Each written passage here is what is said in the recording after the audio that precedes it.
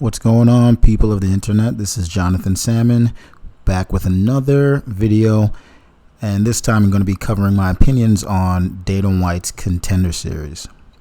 So I really want to get into, is the series, what exactly is the series worth it? Is it really that effective? What problems do I have with the series, and what do I generally find to be specifically entertaining for that format?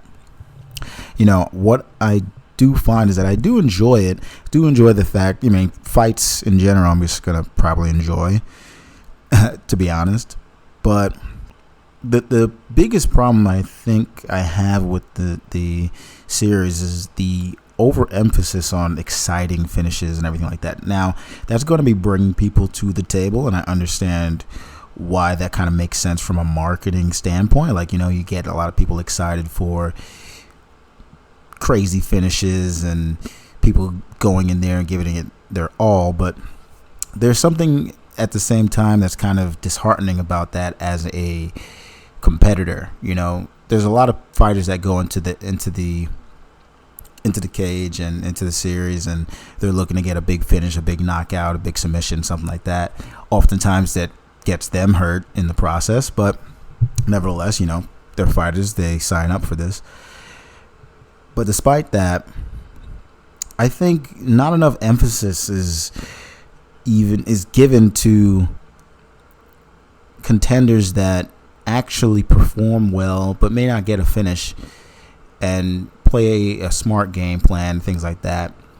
It kind of leaves fighters at the mercy of the UFC, which in its current format right now, of course they're always going to kind of be like that until they unionize or find some other way to kind of get leverage away from the company.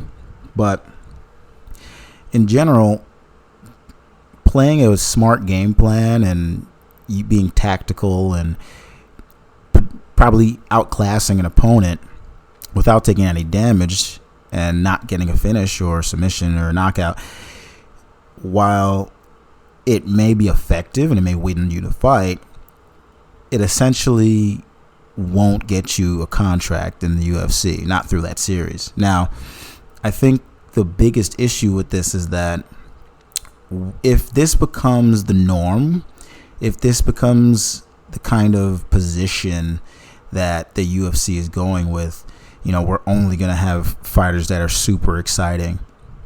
Where does that leave the other more tactical fighters? Where does that leave people that maybe they have a wrestling heavy focus and they're great at dominating people and putting them on the ground? You can have a Ben Askren.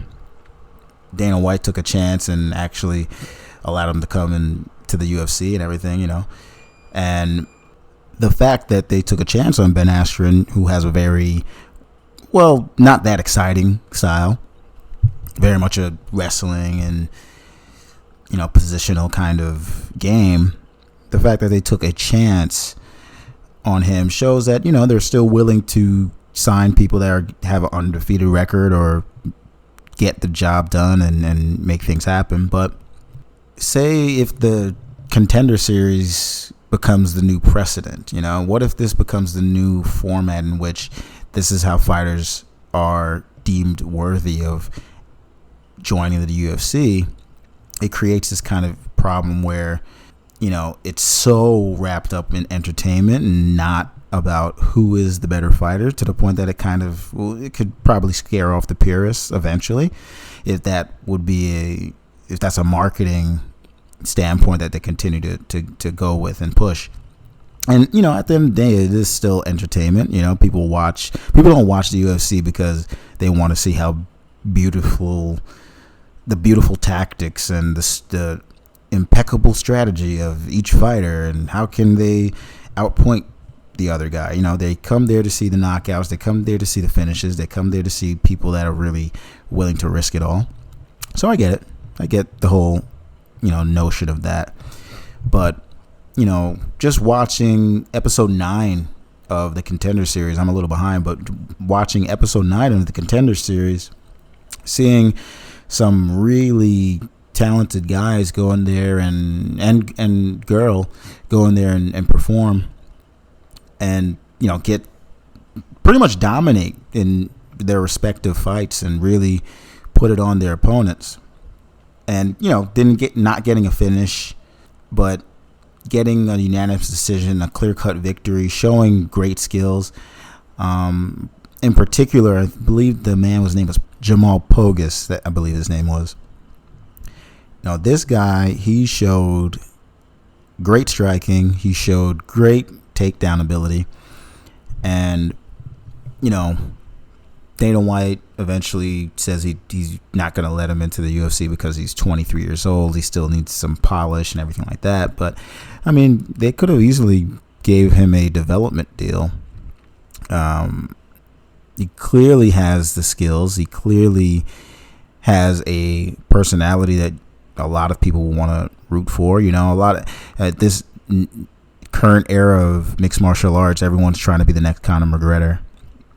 But, guys like George St Pierre, who's, was considered the ultimate good guy, and from a marketing standpoint, these guys were, he was very marketable. He was able to sell pay-per-views and really able to get the casual and the hardcore fans interested based on his performances. I believe after seeing Pogus perform, he looked like the real deal. He looked like a kid that he's going to actually make some waves in the game. But even despite that, he wasn't given the ticket. And, obviously everyone, they have their own reasons for why they're not going to let certain fighters on.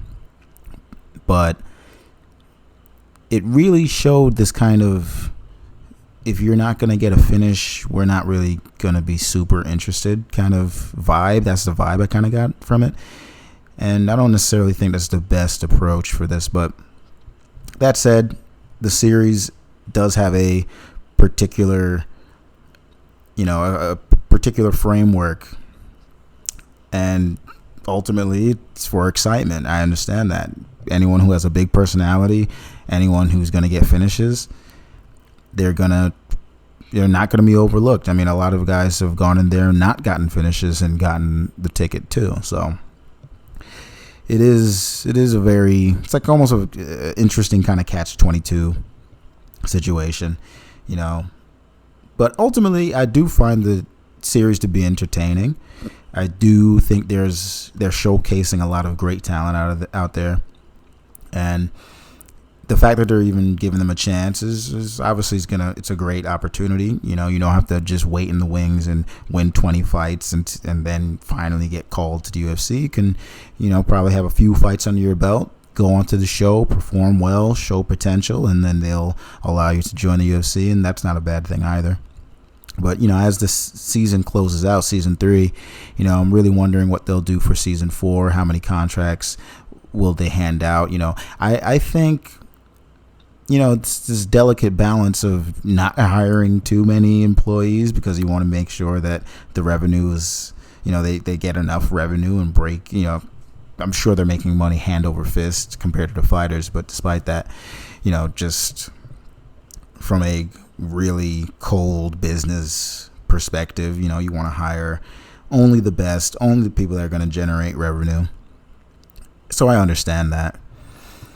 But, I still wonder if they'll kind of shift the approach slightly, if they'll be a little bit more open to putting people on that are more tactical and that could potentially be champions.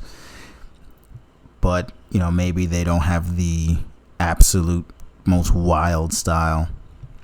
I would love to see if they kind of change their opinion on that and shift the focus slightly. More than likely, it's not going to happen, but I really would love to see people like Jamal Pogus back, people that have performed at a high level and showed great potential, but still weren't able to make the cut.